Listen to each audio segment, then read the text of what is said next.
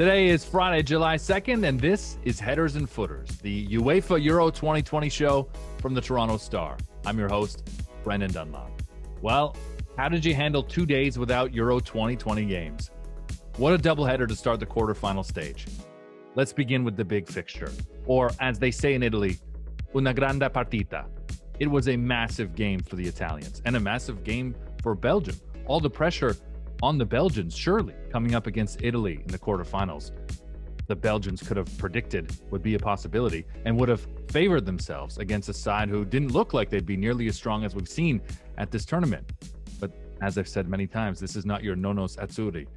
The way Roberto Mancini has his team playing is truly incredible. And look at the numbers he has now to back it up, extending Italy's record unbeaten streak to 32 matches. I know it seems weird to include qualifiers, but let's include qualifiers for the sake of making this run even more incredible, which it is. And for a team that's always applauded for their defense and criticized for their inability to score goals, they've scored 11 goals at Euro 2020.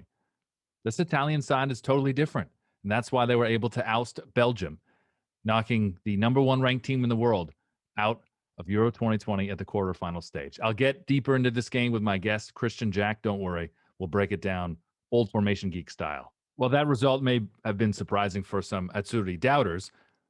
Should we be surprised we got another Swiss penalty shootout? I mean, the Cinderella Swiss, fresh off ousting the world champions in the last 16, a 10-man Switzerland took three-time European winners Spain to penalties in St. Petersburg. And what an effort. After going down to 10 men, when Remo Freuler was shown a red card for a heavily debated tackle, studs up. At first look, I thought it was a red card. After seeing 500 replays, you can see why a lot of ex-pros would argue that perhaps it was a harsh reaction from the referee. Nonetheless, in knockout games, you can't gamble with challenges like that. The Swiss were incredible, though. They withstood relentless pressure in extra time to have a chance to roll the dice again in a shootout. I thought that Olazabal was going to find a goal as Spain just peppered Jan Sommer. All the pressure was on Spain when they went to penalties. And you knew it when Sergio Busquets stepped up. Their most experienced player missed Spain's opening chance. But two huge saves from the Spanish keeper, Unai Simon, put that gaff against Croatia in the rearview mirror, didn't it? It's completely out of memory. And then in the end, it was Mikel Oyarzabal who put Spain through to the semifinals. It was always going to be such a tough ask for Switzerland. Without their captain, Granit Xhaka, we knew they lacked some steel in the midfield. There were so many doubts about Xherdan Shaqiri coming into this tournament, having not played to his level at Liverpool in recent years, but he scored again and a wonder goal for the Swiss. Xherdan Shaqiri carried this team for much of this tournament, and they can be very proud. Bowing out at the quarterfinal stage, having not won a knockout game since 1938, the Swiss can be very proud with how they fared. It's the Spanish, though, that can celebrate and look ahead to another semifinal at a European Championship. Very happy to break down the first day of the quarterfinals at Euro 2020 with my good friend from OneSoccer and the CPL, Kristian Jack. KJ, Belgium, the quarterfinals. They blow it again. They did it again, mate. Great to be with you. Great fan of the work that you're doing. It's a great show, and looking forward to breaking down two exceptional quarterfinals. Thanks, buddy. Well, let's do it. Let's start with the Belgians because, I mean, they certainly felt the pressure coming in with the number one ranked tag in the world. I think Italy might felt as though they were playing with house money, despite what the Azzurri supporters would feel, having watched how beautifully they played, at least in those first three games. Belgium seemed as though the pressure kind of got to them. Is that what you thought? Yeah, potentially. I mean, I think they were under immense pressure coming into this tournament because, you know, they've been labeled that golden generation, and they weren't a golden generation because they didn't win anything. You know, I actually thought they could win it. You know, I really thought that this was one of my favorites for the tournament. And I'm a bit disappointed in terms of how it just all filtered out, really. There was just, you know, I thought about, you know, there were signs there in the Portugal game that it felt like they wasn't really inserting their dominance. The tournament was, they weren't really peaking at a level that I saw, for example, the way they played against Brazil in the World Cup. And we remember how good they were in that in the World Cup quarterfinal. And, you know, with Lukaku playing wide and De Bruyne playing that false nine, and there was an injection of pace and it was really, really high tempo. They just felt like a team that was crawling towards the end of the line physically and mentally, you know, a team that's done. And it looks like, you know, it appears, we don't know what's going to happen with the manager, but it looks like the end of the generation. You know, it just feels like it's come to an end. And meanwhile, on the other side, you had a team galvanized by the collective unity of a team that really was doing something for the first time. There was a genuine freshness about them, and a team that worked together for the collective rather than waiting on the individuals, although I'm sure we'll get to the goals that led to the special goals that there were individual moments. But in the end, it was probably a terrible opponent for the Belgians, because in the end, collective beat individuals again. And just unfortunate for the neutral as well to see first Belgium and Portugal in the last 16 and then go up against Italy. You know, these are teams that you want to see longer in tournaments, regardless of where your allegiances are. So to see, know today that, again, we were going to see one of these big sides bow out and see it be Belgium, who never really lived up to, that golden generation potential. I mean, we knew that Kevin De Bruyne was a doubt to even feature in the game. He did start. Eden Hazard didn't. I think that, De Bruyne, the bigger loss for Belgium, not being able to play there anyway, but never truly 100%. And you could see that they kind of weren't able to really pick up the pieces around him. I thought Jeremy Doku, for a 19-year-old kid, getting a surprising start, played very well, did draw that penalty. So I guess I'll ask you that now then. Was it the right call? Was that a penalty? I think it was a penalty. I think if you look back, he continues to go through him, and maybe he goes down a bit easy, but I don't really look at that. You look at there was a referee. I'm sure he's looking at the challenge. So I agree with you. I think it was a penalty. I think Doku obviously brought some freshness to the team, but they just missed that magic, man. But De Bruyne doesn't look fit to me, and I'm sure we'll find out more about that going forward. He doesn't look sharp enough. Hazard's been a big loss, but he hasn't been himself for a couple of years, to be honest. And then I just think that there was a team that really lacked width. They're trying to shoehorn these players into wide areas, and it didn't really work. I think Castagna was an enormous loss for them. And then, inevitably, they handed the gift for the first goal. It's a great strike by Barella, but Vertonghen trying to dribble out, and it's just you can't hand mistakes like that. You've got to be on it, and that's how you win tournaments. Clean sheets and great defensive solidity. And they weren't good enough in the key moments. I feel from a little bit, I think the tournament is fundamentally unfair. They had to play 2 away games in the group stages, and they were very good against the Danes. I'm not taking anything away from them, but it's exhausting, and a lot of the traveling they've been on for them. And, it's no coincidence for me, Italy are in the semis, Spain are in the semis. They play 3 home games, both of them. England and Denmark could be in the semis, 3 home games. There's a massive advantage there, and the Belgians didn't have that. And it caught up with them, but in the end, Italy were the better team anyway. Yeah, you actually had a great tweet about the home advantage and seeing how it played out now. Because earlier in the group stage, I mean, you look at Russia, you looked at the Danes in those first 2 games, you looked at how flat Spain looked in Seville, and it looked as though home advantage wasn't necessarily that. But now it's played out to be just that. Yeah, exactly. Right. It's about building into a tournament, like you don't win tournaments right at the start. And it's like, I know that you can peak at a level like that, but it's like you need easy rides. You need easy moments. No team needs to play hard games every time. It's what ultimately cost France.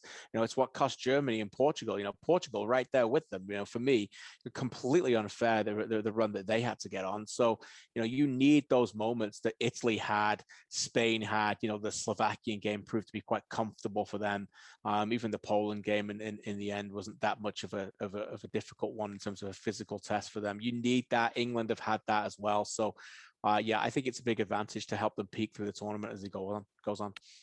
Thought it was going to take 2 goals to beat a side like Belgium for Italy. And prior to this tournament, didn't think that Italy were a side capable of stringing together multiple matches in which they're scoring multiple goals. And any of your takes on the goal scores for Italy before I ask you about Marco Verratti? Well, I mean, I love Barella. When I was doing some stuff on Sirius promoting this tournament going forward, for me, I think you could have made the case that, like, you look at Italy and you say, who's the difference makers?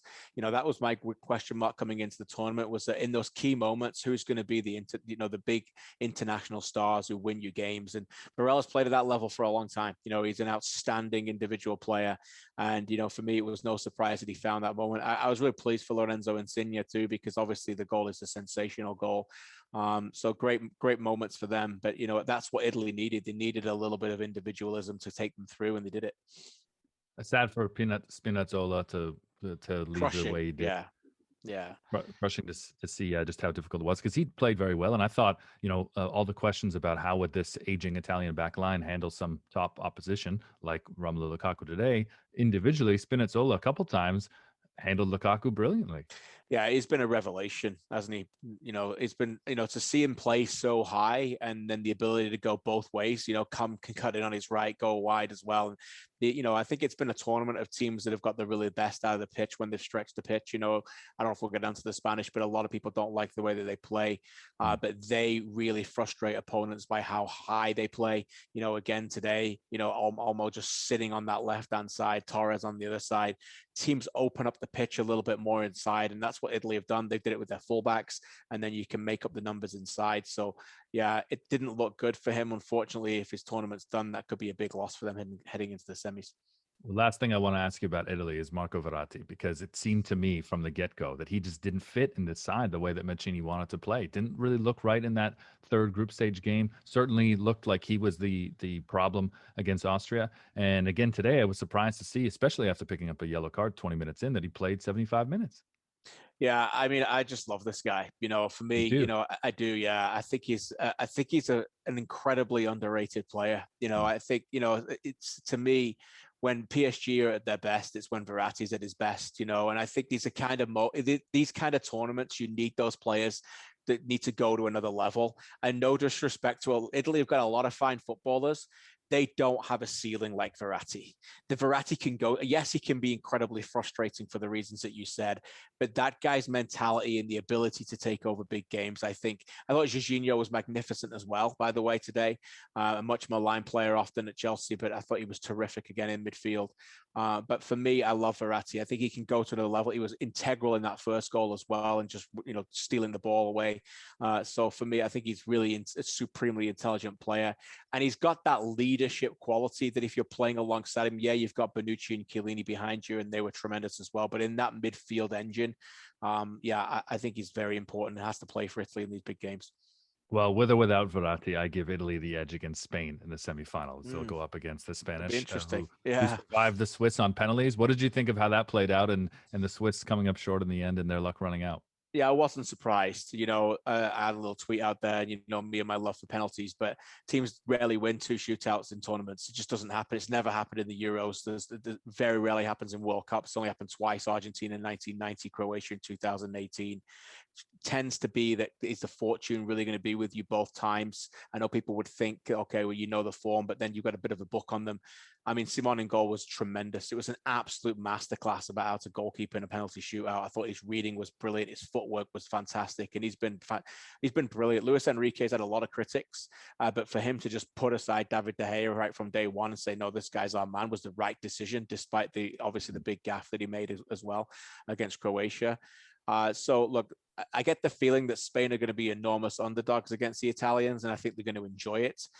They got that feeling about them right now where, for me, I know Torres and Laporte messed up on the goal, but I still think that they can build up really well with two left footers at centre back. They're creating so many passing lanes. There's almost as many lanes as there are in the Indy 500 in passing lanes, pal. Like the way that they open up. But in the moment they lost the goal to Shaqiri, it's because they both had left foot and Torres couldn't get his balance right. But I do think they've got something in them. But when it gets to the final third, it just collapses. And it doesn't matter whether it's Moreno, doesn't matter, whether it's Morata. They just have that. They don't have that guile and quality in the final third that will probably be their undoing against the Italians. But I think they're going to relish this underdog label. They've got something against, they don't really do very well against Italy. They've got something to try and cover back for recent losses as well. We'll see. It'll be interesting because, that 2008 game against the Spanish and the Italians in the quarterfinal was the one where Fabregas got the penalty and really got them over the hoodoo. It'll be interesting whether there's a cycle here, whether Italy do them again after that. There are two things that almost always put a smile on our faces, I guess, depending on the context. Motorsport being one that you just mentioned, right? And Aston Villa. Jack Grealish, a key part of the reason that England are in a quarterfinal. Will he feature heavily against Ukraine? And what do you expect in that big match for the Three Lions? I think he'll play in the game at some point. I think it's quite interesting, the modern day sports now where, there's this outrage when players don't start, and I think we've got to try and change the motive a little bit in the storylines. For me, coaches see players, particularly in tournaments, as roles to play. And I think it's clear that Grealish is very good at coming onto a game and immediately getting into the flow of the game. Other players struggle at that. And I think if he can be that impact player off the bench coming on after an hour, like he's done a couple of times already, I think that why not? We get lost in this. Should he be playing? Should he not be playing? I go back to Eddie Jones, the great rugby coach, who used to say when he dropped a player in the Rugby World Cup once, he said, you got to get with the times. I didn't drop him. I just have him in a different role. And I think that's the same with Grealish. I think that's the kind of system that you got to look at and think. I think Mount will probably play. I would play him. But I do think, Villa connection with us talking, he's been, a phenomenon when he can come on the pitch and open up the teams against, teams that are tired. So I think he'll get involved, but whether he'll start, I'll be surprised, I think. And with every minute he plays for England, his transfer value goes up. We've seen some fantastic games so far at the Euros. It really has been a great tournament. You got to wait for the great things, and waiting a whole extra year for that. We've been treated to some absolute gems out on the pitch. And so far at the Canadian Premier League season in Winnipeg, we've seen some spectacular games and some big surprises as well. Yeah, it's been really good, mate. I've loved it. Thanks for the opportunity to talk about it a little bit. It's been a fantastic start to the season. Obviously, we're just 2 weeks in, but it's been, surprises. The two best teams last year, Halifax and Forge, both lost their games and haven't scored a goal yet. We've had surprises like Edmonton getting their first win for a couple of years. The standard of football has been outstanding, really high level. These teams have not had opportunity to train properly. We know the issues we've got here in Canada to get live sports going, but it's been a thrill. We've got fans coming back into the stands from July 7th in Winnipeg as well. Valor, the team, and Rob Gale have been doing a lot of good stuff and getting the headlines as well with their victories. So it's been a really good start to the Canadian Premier League, and I just implore everyone to just follow it and support Canadian soccer because it's been tremendous to watch. I've got a lot of time for Rob Gale, and I always got time for you, my friend. So keep up the great work on CPLsoccer.com, and thanks for coming on Headers and Footers. No problem, pal. Keep up the great work yourself. There will be a lot of pints consumed on Saturday as England attempt to qualify for their first European Championship semifinal in 25 years. Thankfully for the Three Lions, I think, Andrei Shevchenko won't actually be on the pitch in his prime in Italy to stand in their way. He was so good in the Serie A for Milan in the 90s. Of course, England can't look past Ukraine here. I mean, as easy as it might be, the high of beating Germany in a knockout game for the first time in 55 years, that's carried through Three Lions fans in the whole country for a few days. You can understand that. Definitely has England fans dreaming of a semifinal at Wembley. And I'm sure you've heard it's coming home repeated 10,000 times. England played all 4 games in London so far, so this will be a real test for them in Rome. I've said it before, and I'll say it again. Dare to dream? More like deign to dream. After how this tournament started in Copenhagen, with Christian Eriksen nearly dying on the pitch, losing their first 2 matches, then reaching the knockout stage with a spectacular win over Russia, scoring goals has not been a problem for Denmark since that Belgium game. There are many Danish backers now hoping to see Denmark reach the semis for the first time since they won this whole thing in 1992. They've taken 30 shots on target, more than any team so far at Euro 2020. Tomáš Vašík going to have a lot of work to do in that Czech goal. The Czechs have had a very good tournament. They can be proud regardless of how things go against Denmark. But I look at the Czechs and I see a side that's only scored 5 goals. 4 of them have come from Patrik Schick. Now, it does only take a special player and even a special moment to really change a game. Schick can be that guy. Either way, Denmark will have a lot of support behind them on Saturday, as they've quickly become everyone's second favorite team. The games have been great at Euro 2020. I think we can all agree with that. But it would be really irresponsible not to acknowledge that COVID has been an issue at this tournament. It doesn't always get the headlines, but it's certainly there, as you should have expected, hosting a tournament across 11 countries in a global pandemic. There have been a few players removed from their squads. Portugal's João Cancelo missed the whole tournament. Sweden's Dejan Kulusevski only recovered just in time to start. Sweden's round of 16 loss to Ukraine in close contact with Scotland's Billy Gilmore put a couple of England players out of the team, Ben Chilwell and Mason Mount. It couldn't feature for England against the Czechs. Scottish health officials linked nearly 2,000 infections to that June 18th England-Scotland derby at Wembley. Finland said more than 300 nationals returned infected while away supporting their team at Euro 2020. Germany's interior minister this week called out UEFA, European soccer's governing body, calling them utterly irresponsible for allowing big crowds of the tournament. And I mean, seeing 60,000 at the Puskás Arena in Budapest for every one of those games in the Hungarian capital, That was nervy to watch, I must admit. 40,000 at Wembley for England's win over Germany. There will be 60,000 allowed for the semis and the final at Wembley. Italian authorities had specifically asked UEFA to cancel tickets sold to UK residents as of June 28th. UK residents who bought their tickets before June 28th were given an hour to transfer their tickets to Italian residents or have to return their tickets to UEFA. I mean, being a fan, going to a major tournament, it's expensive. It's not easy. This year it has been very, very difficult. That put a lot of people out in the cold, I'm sure. Here's to hoping that Saturday's matches are as entertaining to watch as Friday's quarterfinals were from my sofa. Dan Bardell, host of The England Show and the 1874 Aston Villa-themed podcast, will join me on this edition of Headers and Footers on Saturday night. Until then, thanks for kicking it with me.